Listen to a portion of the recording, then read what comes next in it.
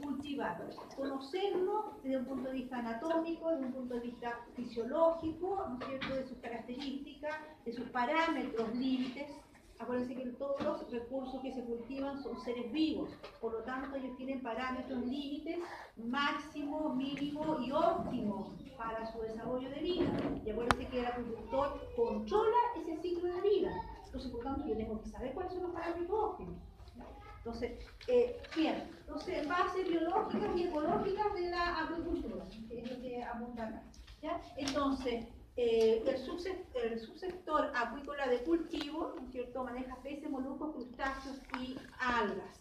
¿Ya? Pero siempre no debo olvidar que esta especie, nosotros que vamos a cultivar, ya tiene un ciclo de vida, limitado, ya con sus altos y bajos, ya minimizando yo como cultivador los bajos en el sentido de que le entregue el medio, ¿no es cierto?, más adecuado. ¿Ya? Por lo tanto, tiene ciclo de vida, comportamiento físico-químico de cultivo, está afecto al momento en que yo diga, listo, el mercado quiere producto de este peso, de esta talla, y por lo tanto lo cosecho y lo llevo a planta. ¿Ya? Ahora, el ecosistema acuático, lo hemos dicho, es fluctuante, cambia. Esto cambia y por lo tanto afecta la actividad acuícola.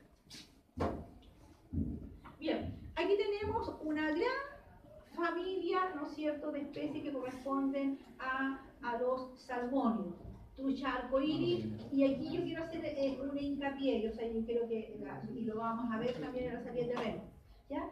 Tenemos, dice, trucha arcoíris residente y tenemos trucha arcoíris marina.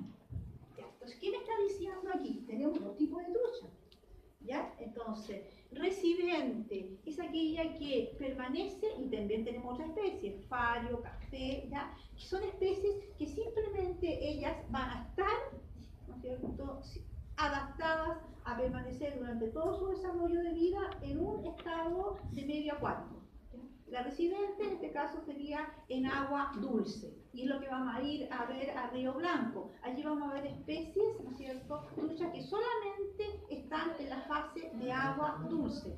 ¿Ya? Pero también existe la trucha marina, la que sí es mortifica, ¿ya? La que sí sufre el cambio de agua dulce a agua de mar. Entonces tenemos esa variedad de especies dentro de los salmones.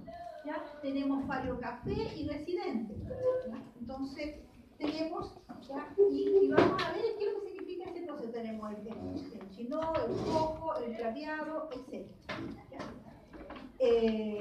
Las principales especies ya las conocemos, el salmo salar, ¿no es cierto?, la trucha arcoíris, y con sus características morfológicas, ¿no es cierto?, asociadas al proceso de maduración. Si nosotros viéramos el esquema, esto es lo que yo quiero que recuerden, ¿ya? ¿No es cierto? Básicamente esto es lo que tenemos, es un organismo vivo, ¿no es cierto?, que respira, que visualiza, por lo tanto yo tengo que entregar un medio ambiente ya visible para que capte el alimento, ¿ya? Tiene un opérculo que cubre las branquias están bajo esta capa, ¿no es cierto?, que permite el proceso respiratorio.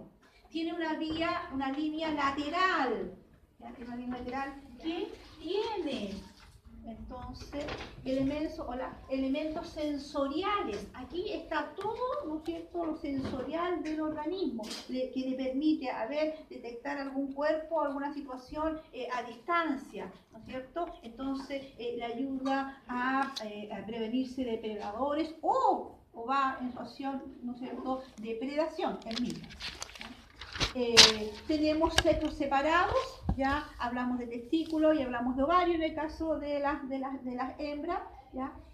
Tenemos apéndices motores, aletas, aleta caudal, ¿no es cierto?, aleta dorsal, ¿ya? Tenemos aletas pectorales, ¿ya? Aleta adiposa. Esta aleta adiposa es característica y propia, ¿no es cierto?, de los salmónidos. Los salmónidos, dijimos la vez pasada, es un pez azul, es un pez graso. Aleta adiposa, ¿algo tiene que asociar a adiposo? ¿Sí? Tiene que ver, ¿no es cierto?, con la composición química del organismo, ¿ya? Entonces, tenemos vejiga natatoria, ¿ya? Tenemos los intestinos, ¿ya? Tenemos un estómago y tenemos aquí le llaman este libro en español, pero a la larga son ciegos pilóricos. ¿Ya? Ciegos pilóricos. Y miren, es una cantidad de ciegos pilóricos. ¿Y cuál es la función de los ciegos pilóricos? Nosotros también tenemos ciegos pilóricos. ¿Cuál es la función de los ciegos pilóricos? ¿Ya? ¿Qué hacen con la condición? Está muy asociado al estómago, ciegos pilóricos. ¿Ya? ¿Qué tiene que ver con el estómago? ¿Qué hace esa cantidad de deditos desmembrados que hay, que como que aumentan la superficie? ¿La superficie qué? Estomacal, intestinal. Y ayudan al proceso de absorción. ¿Dónde se produce el proceso de absorción de los alimentos nosotros y de los animales? En los intestinos. Entonces favorecen, ¿no es cierto?, el proceso de absorción. Tiene un contenido lipídico de enzimas, más que decir, tiene un contenido de enzimas que ayudan a degradar el alimento. Tiene más de 70 ciegos pilóricos la familia de los salmónidos, entonces es una característica propia. Entonces, y eso lo hace ¿qué? Lo hace como una especie, ¿no es cierto?, dada para ser manipulada desde un punto de vista de la alimentación, ¿no es cierto?, porque tiene una carga enzimática, lipasas, proteasas, ¿ya?, ¿no es cierto?, ¿ya? Amilasas. Entonces tiene una carga enzimática que va a permitir, ¿no es cierto?, ya degradar y posteriormente favorecer en la conversión de peso y talla la cantidad del alimento entregado. Entonces, en esencia, importante. ¿Ya? Bien, ¿qué más podemos hablar? Bien, estos individuos, ¿no es cierto?, los salmónidos, se desenvuelven en dos medios acuáticos. Entonces, vamos a ver ahora, ahí está, ¿ya? Si nosotros quisiéramos señalar el ciclo natural de las especies salmónidas, entonces este sería un esquema.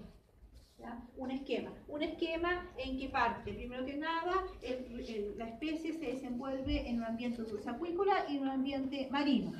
¿Cierto? La fase dulceacuícola es la fase donde tenemos el proceso de reproducción, ¿cierto? ¿Ya? Tenemos el manejo de los estadios iniciales de la especie, en el caso de los salmónidos, ¿no es cierto?, incubación de ova, generación de alevines con saco, alevines par, y posteriormente el individuo, ¿no es cierto?, migra hacia la condición marina, ¿ya? Y eso le da el carácter de ¿qué?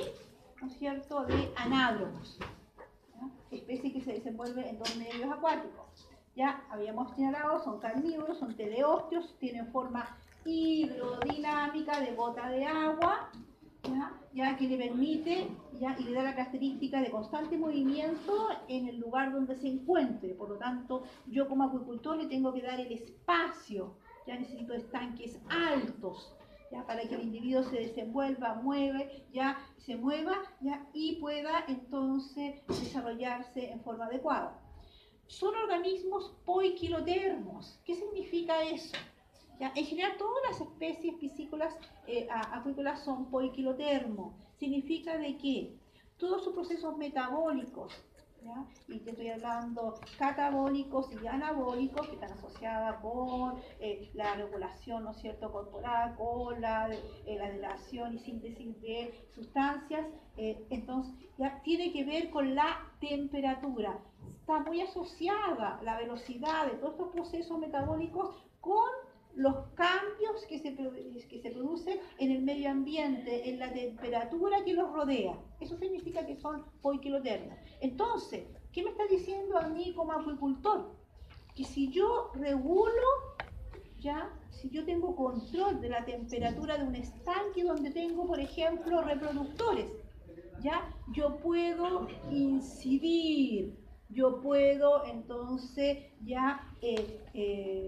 influir en una maduración sexual más rápida o más lenta, dependiendo de los rangos de temperatura que yo pueda manejar. Entonces, y eso me está diciendo, yo soy manejador del ciclo y del tiempo de cada uno de los ciclos de vida. porque en esencia ya esta situación de cambios termal, imagínense, pues estoy en el agua dulce, ya en el agua dulce, dependiendo si es una laguna, si es un río, la influencia de la temperatura, del medio ambiente, del clima, afecta directamente la temperatura de ese lago, de ese río, de esa laguna, ¿ya? Ahora, no es menor tampoco la situación del cambio termal que se está produciendo en el ambiente marino. Ustedes ven que estamos dentro de un calentamiento global, o sea, las temperaturas del agua de mar, de alta mar, está cambiando, ya se está alzando la temperatura. No son grados, pero sí son décimas de grado y eso afecta la actividad acuícola. ¿Ya? Entonces, a mí también me va a afectar como entonces iniciador de esta actividad. ¿Ya? Y son peces de agua fría, lo habíamos dicho. ¿Ya? La principal corriente que afecta en el medio ambiente marino, ¿no es cierto?, a nuestras especies es la corriente de Humboldt. Y la corriente de Humboldt es una corriente de agua fría. Entonces, bien, por eso que se han desarrollado también en esta fase los peces salmónidos en nuestro país. Y osmorregula, entonces ahí viene el proceso de osmorregulación. Entonces, cuando el individuo pasa del ambiente dulce acuícola al ambiente marino, ya realiza un proceso de osmorregulación. Osmorregulación tiene que ver con osmosis. ¿Y osmosis qué significa? Osmosis. ¿Qué significa esa osmosis? Osmosis. Si yo tengo una... Es un balance, interior. ¿Qué balance? Yo tengo una membrana, que en este caso va a ser la piel del pez, ¿ya? Y yo tengo un balance ¿de qué? ¿De qué? ¿Qué es lo que se mueve a través de esa membrana? Agua e iones. Eso es lo que vamos a ver. Entonces, la osmosis, yo tengo una membrana, ¿ya? La piel del pez es la membrana que va a permitir, aparte ayudado con otros órganos, ¿no es cierto?, el hecho de que él abre la boca para captar el alimento, ingresa agua. Entonces está cambiando la condición salina interna. Entonces, la idea es que esa piel sirve como barrera y ahí se van a producir elementos como lo que vamos a ver acá. ¿Ya? Ahí tenemos la piel, la piel tiene cutícula, epidermis, dermis y epidermis o hipodermis. ¿Qué es lo que sucede aquí, no es cierto, con la osmorregulación? Bien, ahí tenemos un esquema. ¿Ya? Entonces, osmorregulación en agua dulce. O sea, yo le estoy diciendo, esto es lo que hacen ¿ya? Los peces cuando es adherín, cuando ya reabsorbió su saco vitelino, ¿no es cierto?, está en el medio acuático dulce, está creciendo, ¿ya? Y el individuo, ¿no es cierto?, está en una condición que en el agua dulce, hipotéticamente, tenemos cero salinidad. Y vamos a hablar de un punto de vista osmótico, es que tenemos un medio hipotónico. Hipo, ¿qué significa? Hipo, bajo, ¿no es cierto? ¿Ya?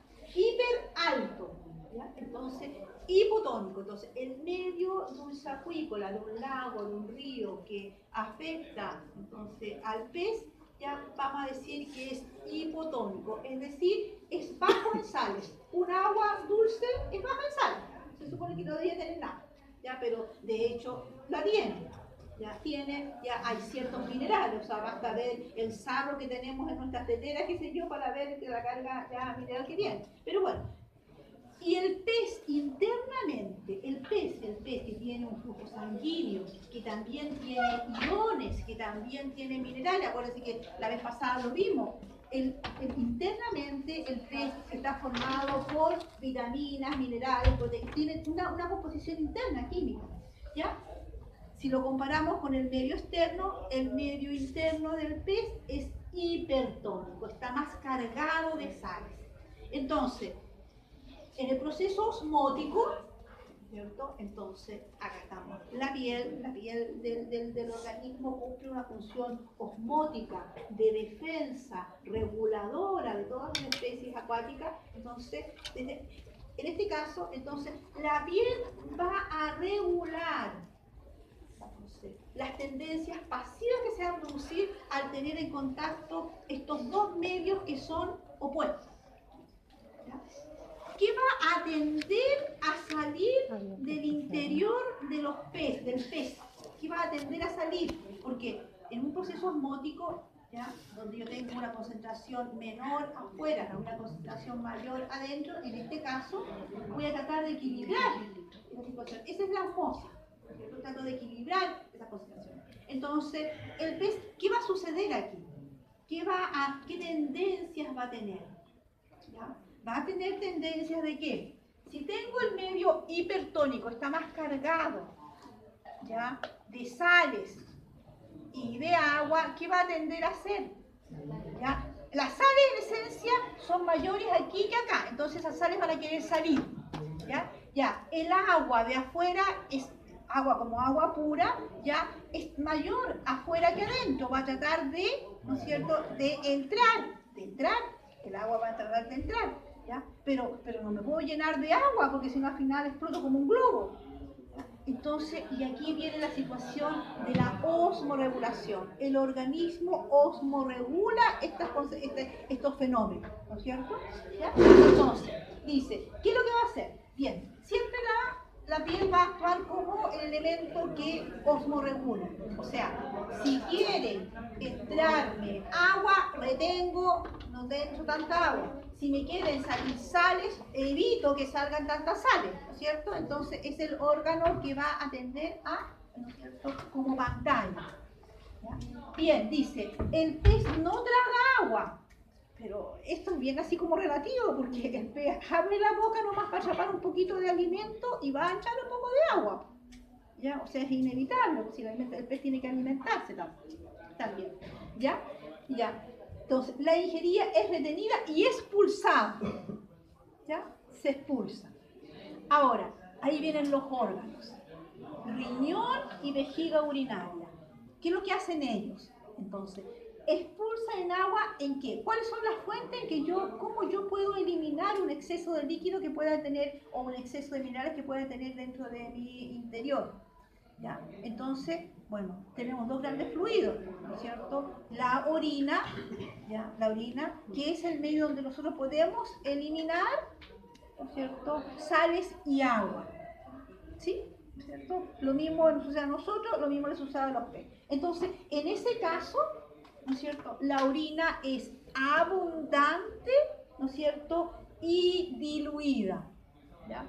Retengo mis sales, claro, porque se me quieren ir, pero yo las retengo, ¿ya? Y todo el exceso de agua que yo tiendo a ingresar, lo boto, ¿ya? Lo boto. Entonces, ese es el proceso de osmorregulación en agua dulce. Y fisiológicamente, ¿no es cierto?, las especies salmonidias, ¿no es cierto?, ¿ya?, y las especies que están siempre en agua dulce realizan este proceso.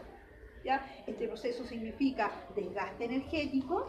Entonces, yo tengo que hacer ¿no es cierto?, un desgaste entre retener, ¿no es cierto?, y eliminar. ¿Ya? Hay un desgaste energético, pero que es compensado con una buena alimentación, con un equilibrio, ¿no es cierto?, en las raciones.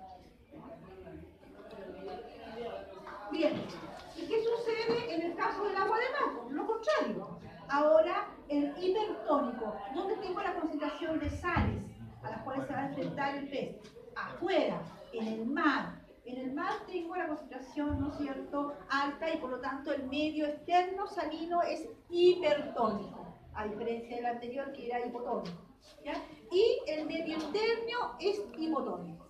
Entonces, se producen salidas y entradas y regulaciones opuestas al anterior.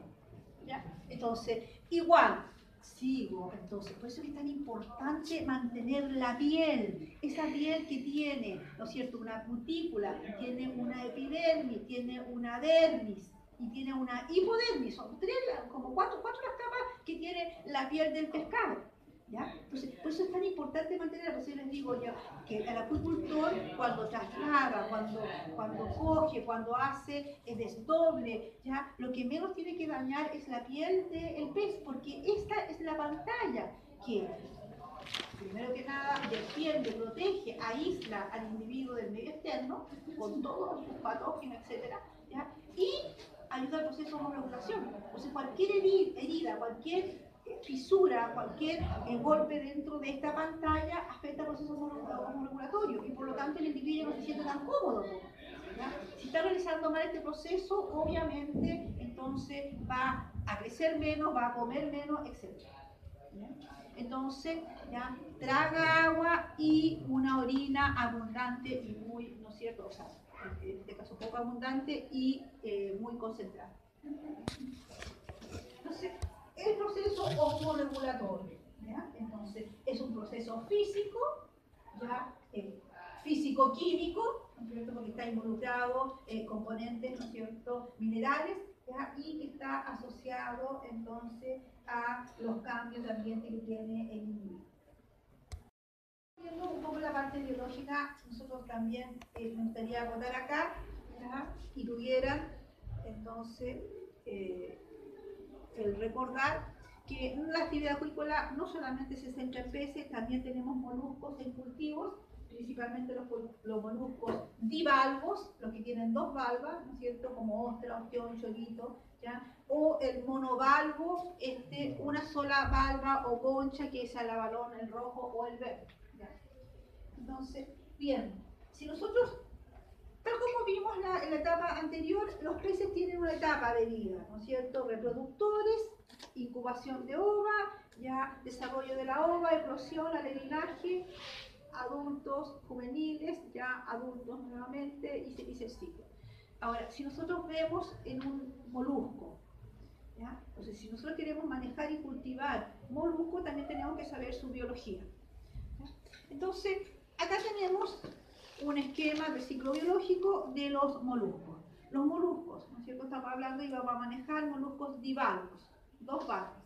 Los moluscos, ¿no es cierto?, son organismos, ¿cierto?, que también tienen diferenciación de sexo, ¿ya?, que tienen entonces hembra y macho maduros sexualmente, también con sus características propias, esperan sus productos sexuales al medio ambiente acuático, ¿ya? Se produce la fecundación, ¿ya?, ¿no es cierto?, si es natural, libre, ¿ya?, o controlada por parte del hombre en el medio acuático, ¿ya? Los moluscos, a diferencia, ¿no es cierto?, de los peces, generalmente los moluscos son todos de mar, de agua, o sea, de medio ambiente marino, de agua salada, ¿ya? Entonces, reproductores, fecundación externa, ¿ya? Si hay éxito en la fecundación, tenemos desarrollo de estados larvales. Dentro del medio acuático, estados pequeñas de larvas, ¿no es cierto?, como trocófora, larva de Beliger, Pelibeliger, ¿ya? Para finalmente, ¿no es cierto?, ¿ya?, todos esos estados larvales son de vida libre, están en el medio acuático, ¿no es cierto?, libres, o bien en un estanque, ¿ya?, o una piscina donde como acuicultor lo puedo manejar, hasta que finalmente este individuo de vida libre, ¿ya?, se asienta, sufre un cambio, desarrolla su valva y constituye la semilla, ¿ya? Aquí todavía no tiene la valva, todavía no se desarrolla la valva, ¿ya? O la concha. Y aquí ya sí se parece a sus padres, pero es un individuo muy pequeñito, ¿ya? Medio centímetro. Entonces, de calibre. Y posteriormente, ¿no es cierto?, aquí se asienta, sufre una metamorfosis y es lo que nosotros como acuicultores vamos a llamar semilla. Semilla. Y aquí es donde el acuicultor lo va a tomar y lo va a llevar para engordar y tener adultos, ¿no es cierto?, en la condición que como acuicultor deseo. Entonces, reproducción interna y externa, vamos a ver que en el caso de la ostra chilena, ellos tienen una parte de una reproducción interna y posteriormente libera su producto. O sea, ahí puede darse las dos situaciones, ¿ya? Estados de libre vida, se fijan. Importante, mientras ellos están en esta condición, se alimentan de un componente propio del medio acuático marino, que son microalgas. Y el acuicultor, ¿no es cierto?, debe entregarle ese tipo de alimentos, ¿ya? Realizan filtración de carácter no selectivo, como van atrapando esas microalgas del medio ambiente acuático, ¿ya? Obviamente, cada especie que vamos a analizar posteriormente va a tener su ciclo propio, pero en esencia es esto, ¿ya? O sea, como acuicultor dentro del manejo de moluscos, entonces me voy a hacer cargo de reproductores y voy a tener estadios iniciales que nuevamente se van a ubicar y yo los puedo manejar en un hatchery, como dijimos nosotros la semana pasada, ¿cierto? La actividad acuícola parte con un hatchery, manejo de estadios iniciales, ¿cierto? Hay hatchery de peces, hay hatchery de moluscos, ¿no es cierto? Hay hatchery de crustáceos. Entonces, hatchery siempre le vamos a llamar a la infraestructura que crea el hombre para manejar los estadios iniciales. Y luego vamos a tener infraestructuras para que el individuo se desarrolle, crezca, ya hasta finalmente volver a iniciar su ciclo.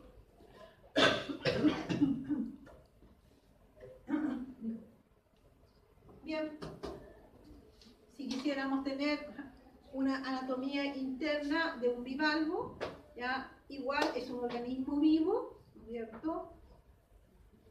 Si bien no hay una clara diferenciación de condiciones tan nítidas como en el caso de los peces, ¿ya? Pero podemos ver que tenemos conducto intestinal, ¿ya? Tenemos un músculo, tenemos labios, tenemos branquias, tenemos sifones, ¿ya? Tenemos branquias, tenemos una masa visceral que conforma, ¿no es cierto?, parte del organismo. Tenemos una diferenciación de sexo, gónada. Y tenemos en el caso de estos moluscos, que vendría a ser de la familia Lamitínido, la glándula del viso, ¿ya? Que es básicamente, ¿no es cierto? Si ustedes recuerdan, por ejemplo, toda la familia de los moluscos de valva negruzca oscura, ¿no es cierto?, forma parte de los mitílidos. La familia de los mitílidos, ahí tenemos choritos, chorgas, chorozapatos, ¿ya? Ellos, si ustedes, ¿no es cierto?, se recuerdan, ellos están fijados a un sustrato, ¿ya? Y básicamente se fijan a un sustrato, ¿ya?, a través de unas prolongaciones filamentosas, que son como unas pequeñas vellosidades. Y eso es el viso. Viso. Es una estructura que crece, ¿no es cierto?, y que le permite adherirse, porque son organismos que viven dentro de un sustrato, ¿ya? Entonces, la idea es que ellos desarrollan ese viso y el acuicultor maneja esa condición para entonces proporcionarles sustratos adecuados. Ellos realizan, ¿no es cierto?, la producción de este elemento de fijación.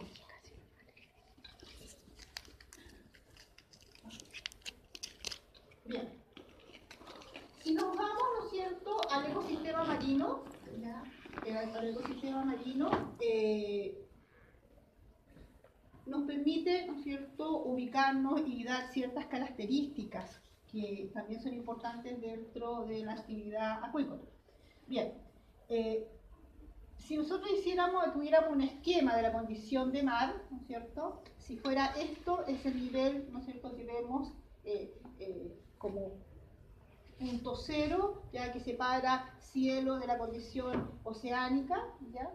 De la condición marítima. Entonces podemos observar condiciones que son importantes, ¿ya? Primero, si nosotros bajamos en profundidad, ¿no es cierto?, ¿ya? Vamos a asociar a la productividad, o sea, es decir, a la carga, ¿no es cierto?, de elementos que me pueden favorecer la alimentación de especies que yo ubico en esta condición de ecosistema marino.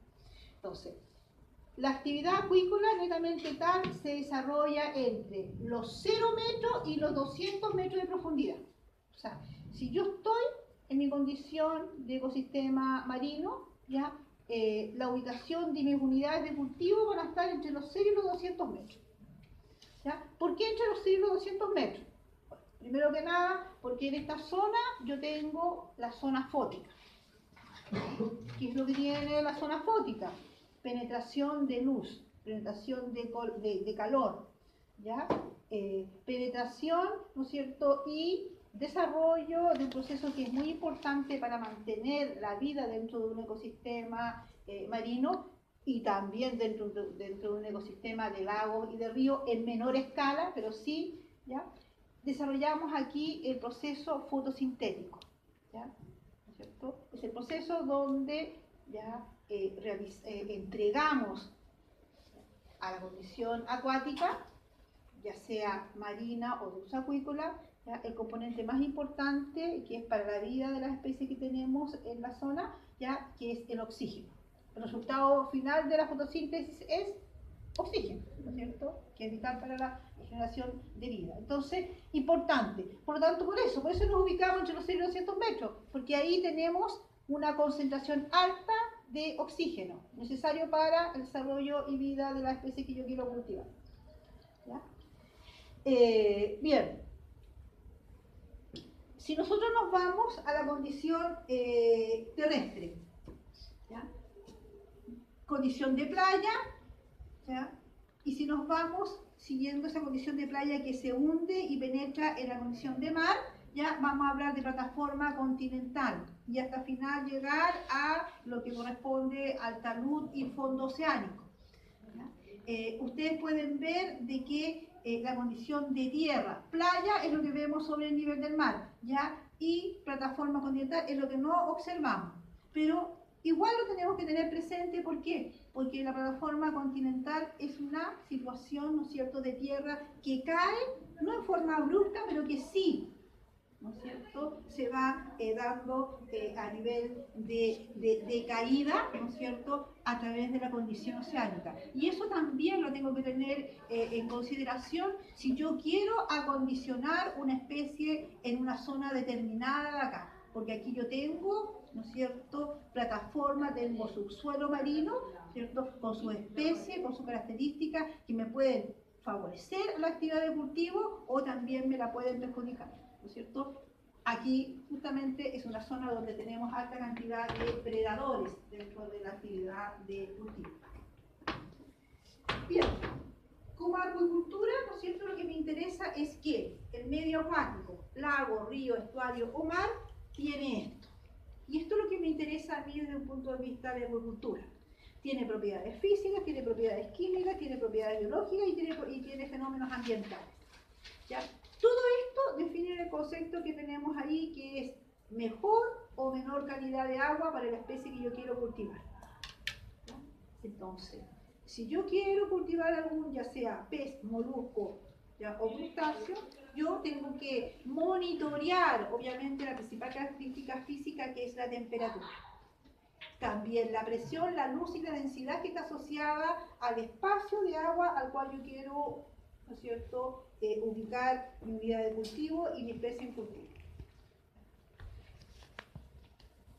Estas características físicas, como las químicas, las biológicas y las ambientales, varían, fluctúan, ¿ya? Y vamos a ver algunas características importantes como van fluctuando y que también me van a determinar el lugar o sitio donde yo voy a ubicar mi unidad de cultivo.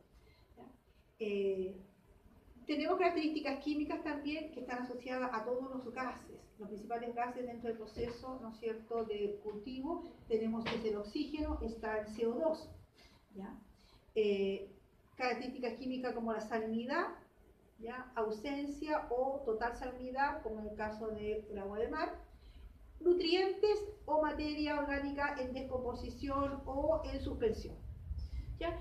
Y lo otro, ¿no es cierto?, también donde yo quiero ubicar mi unidad de cultivo, yo tengo que considerar que siempre va a haber especies, ¿no es cierto?, que son nativas, autóctonas, ¿cierto?, que me pueden afectar, me pueden estresar las especies que yo voy a cultivar o van a predar sobre las mismas y por lo tanto yo tengo que tener control. Por lo tanto, estas características biológicas también las tengo que considerar. El entorno está vacío, ¿no es cierto? Hay muchas especies que van a afectar mi actividad de cultivo.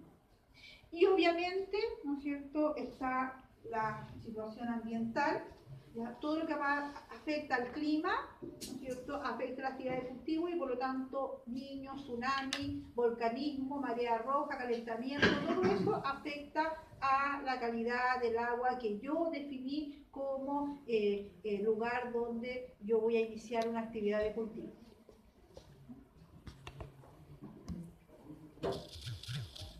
Entonces, Si nos vamos a la condición de la temperatura, que es importante, acabamos de decir nosotros de que la temperatura define a los organismos piscícolas como poikilotérmicos, ¿no es cierto?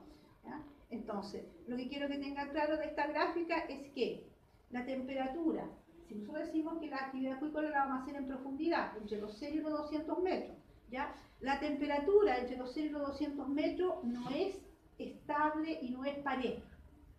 ¿Ya? Entonces, eso lo tengo que tener claro porque si acabamos de decir que la temperatura regula todos los procesos metabólicos, entonces tengo que saber cómo va variando. Entonces, lo que ven aquí ustedes ya se llama una termoclina, o esta es una gráfica, ¿no es cierto? Este es el nivel cero del mar y vamos a ver cómo varía la temperatura en la condición a medida que vamos avanzando en profundidad. 1, 2, 3, 4 son los esquemas más o menos globales, pero con lo que nos quedamos nosotros en nuestro país, a lo largo de todo nuestro país, es con la termoclina normal. Esto es lo que teníamos nosotros. ¿Ya? Entonces, si nosotros vamos a ubicar una unidad de cultivo aquí, vamos a tener que pensar y considerar que, ¿ya? 0, ¿ya? ¿No es cierto? ¿Ya? Y este es el nivel 0 de profundidad, y a medida que vamos bajando, la temperatura del agua va sufriendo una variación. Esta es la variación. ¿Ya? Entonces, la temperatura aquí teníamos, supongamos, ¿no es cierto?, 8 grados.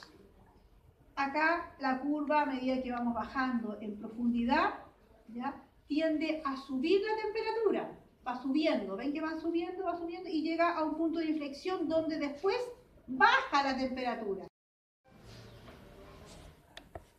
Sin ir más, ¿no es cierto?, si quisiéramos ser específicos para la familia de los salmónidos, por ejemplo, ideal, ¿cuáles son los rangos de temperatura ideales que debería tener la especie? Para el desove, entre 7 y 13 grados Celsius. ¿Ya? Para la incubación, yo como acuicultor me tengo que preocupar de que esté entre 4 y 13 grados Celsius. ¿Ya? Para el crecimiento, entre 13 y 17 grados Celsius. Entonces, ¿ven? O sea, hay rango, está tabulado, ¿ya? Y yo me manejo dentro de esas condiciones. De esas condiciones, entonces, ya de temperaturas óptimas de crecimiento para la especie en cuestión.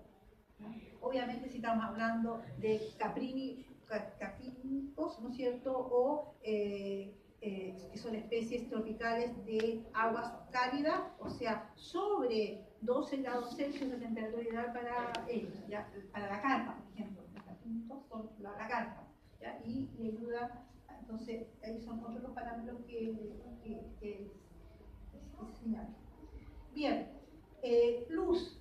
¿Ya? Es otra propiedad, ¿no es cierto?, importante que también está asociada ya sea al agua y al río, pero lo decíamos, ¿no es cierto?, es la capacidad en la zona fótica donde entra ya y se produce el proceso fotosintético, que es lo que habíamos señalado. Entonces, intensidades de luces son, ¿no es cierto?, ya disponibilidad de luz, ¿ya? Manejo de la luz es lo que vamos a ver después como una forma de poder también controlar las características de un cultivo. Pero básicamente en el medio que nosotros tenemos, el marino, el dulce acuícola, vamos a tener presencia de luz hasta una cierta profundidad y luego entonces dentro de esa área nosotros nos vamos a mover. Densidad. ¿Quién es más densa? ¿El agua de agua dulce o el agua de mar? Ah, el agua de mar, ¿no es cierto? ¿Cuál es la densidad del agua de mar? ¿Cuál es la densidad del agua dulce por lo menos? A 1, ¿no es cierto? El agua dulce es 1 cercano a 1, el agua de mar es 1,025 gramos por, ¿no es cierto?, centímetros cúbicos. Esa variación de 0,25, ¿no es cierto?, ya hace que haya una densidad diferente. Por lo tanto, y eso afecta notoriamente a la flotabilidad y al nadado de la biótica. ¿Ya? O sea, si yo tengo una agua más densa, el individuo necesita cortar esa agua y por lo tanto hay mayor gasto energético. ¿Ya? En el gasto energético, yo tengo que proporcionar un alimento, ¿ya? La cantidad. La presión, ¿ya? A los 0 metros, a medida que yo avanzo en profundidad, tengo una columna de agua que ejerce una presión sobre la especie. Entonces, también a mí me dice, por eso que el acuicultor señala, ¿ya? Entre los 6 y los 200 metros voy a trabajar. Yo puedo trabajar más abajo de los 200 metros si quiero, ¿ya? Pero tengo una mayor presión. Los individuos van a ser más afectados por esta condición y esta columna de agua, y por lo tanto, ¿no es cierto?, me voy a tener que esforzar más para que logren su peso y la talla. Entonces, por lo tanto, ¿ya? Bueno, la presión afecta a la natación, al movimiento de la biótica, y ese movimiento ya sirve para captar el alimento, para desarrollarse, ¿no es cierto?, para competir. La composición química del agua: salinidad, gases disueltos, nutrientes y compuestos orgánicos. Entonces, salinidad. ¿Ya? La salinidad. Partes por mil. Es la cantidad total de sólidos, ¿no es cierto?, de sustancias sólidas en gramos contenidas en 1 kilo de agua de mar. Eso se define, por eso es que se define en partes por mil. Yo siempre he dicho, el agua de mar tiene 35 partes por mil de salinidad, como promedio, como promedio. Entonces, bien, acabamos de decir de que la osmorregulación es lo más importante, ¿no es cierto?, ¿ya? Y depende de estos cambios de salinidad que se da en los dos medios acuáticos. Afecta directamente el proceso de osmorregulación de los peces. Gases disueltos. ¿Por qué desarrollamos la actividad acuícola entre los 0 y los 200 metros? Dijimos, se realiza el proceso fotosintético, allí yo tengo la mayor cantidad de gases disueltos, ¿ya?, por la interacción que se produce entre la atmósfera y la primera capa de agua, ¿ya? O sea, si yo tengo movimientos de agua, el agua con su oleaje, con sus mareas, con su, ¿no es cierto?, ya, eso atrapa las moléculas de oxígeno y lo difunde al medio acuático, y eso lo satura de oxígeno, y eso es bueno para la especie. Entonces, yo también tengo que considerar eso, ¿ya? Entonces, obviamente, CO2, oxígeno, nitrógeno son importantes y son los resultantes, ¿ya?, y los intercambiadores del proceso de respiración y expiración, ¿no? Entonces, si yo tengo una gran biótica de peces en una condición acuática, ya ellos están consumiendo gran cantidad de oxígeno, pero también están eliminando una gran cantidad de CO2, ¿ya? Y ese CO2 es materia prima para la fotosíntesis, entonces también está favoreciendo el proceso fotosintético. Entonces, es toda una cadena de acciones que yo tengo que considerar y tengo que evaluar en el momento en que yo defina la área apta para la acuicultura. O sea, cuánto oxígeno, cuánto CO2, cuánto movimiento, cuánta concentración de ambos tengo, ¿no es cierto?, en cuanto a estos elementos. Oxígeno, dicen, ya entre 0 y 10 mililitros por litro, ¿no es cierto?, es lo que yo requiero, ya, o está sujeto, ¿no es cierto?, sería lo ideal para las especies piscícolas. Ya, nitrógeno, dióxido de carbono, nutrientes, ¿no es cierto?, y compuestos orgánicos. Entonces, todo esto, todo lo que estoy señalando, esto se evalúa. Cuando yo defino una área apta para la acuicultura, voy a definir sus propiedades físicas, sus propiedades químicas, sus propiedades biológicas y el entorno. Y esto no solamente lo evalúo una sola vez, lo evalúo durante un año, ya estacionalmente, porque las estaciones hacen cambiar estos parámetros. Entonces, y tengo toda esa información y finalmente me decido, y aquí sí, aquí yo voy a cultivar. ¿Ya? Y bien, la circulación del agua, o sea, tampoco es ajena, ¿ya? La presencia de olas, mareas, corrientes, ¿no es cierto? Y esto se da tanto en lagos y ríos también, ¿ya? El flujo de agua o la escasez de flujo de agua, todo eso afecta a la composición química, ¿no es cierto?, del agua. ¿Ya? Por lo tanto, si yo tengo menos oleaje, menos corrientes oceánicas, menos puedo ya difundir la contaminación producto de la actividad acuícola. ¿Ya? Menos puedo definir el alejar una marea roja a lo mejor de una zona determinada, ¿ya? Si no tengo cursos de agua adecuados, también hay una alta cantidad de sedimentos en lagos y en ríos, entonces por lo tanto eso es importante dentro de la situación de vida. La circulación acuática, olas, favorece la dispersión de alimentos, en el caso de la actividad acuícola, las fecas, orina y todos los productos químicos utilizados dentro de la agricultura. Y bien, para esquematizar cuál es el entorno que nos rodea, ¿no es cierto?, esquema de las corrientes. ¿Ya? Entonces, la corriente costera de Humboldt, la contracorriente de Perú, la corriente oceánica de Humboldt, al final, la importante corriente que nosotros baña nuestras costas, ¿cierto? Y que obviamente le entrega características térmicas, ya la propiedad física de aguas frías a lo largo de todo nuestro país, es la corriente de Junco. Entonces, y esta es la que caracteriza entonces nuestra condición acuática y por lo tanto favorece a la actividad de especies de aguas frías.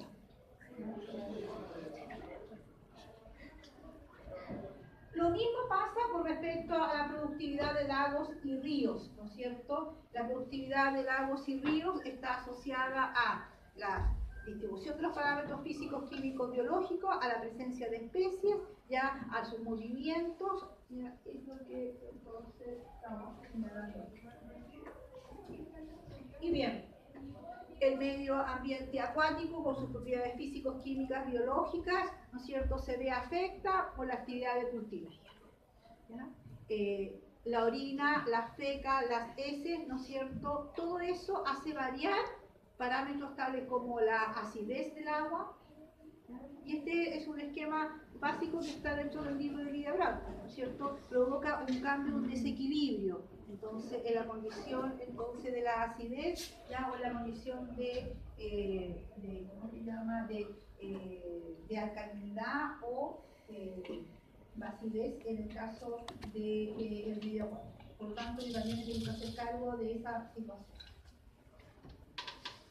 ¿Estamos?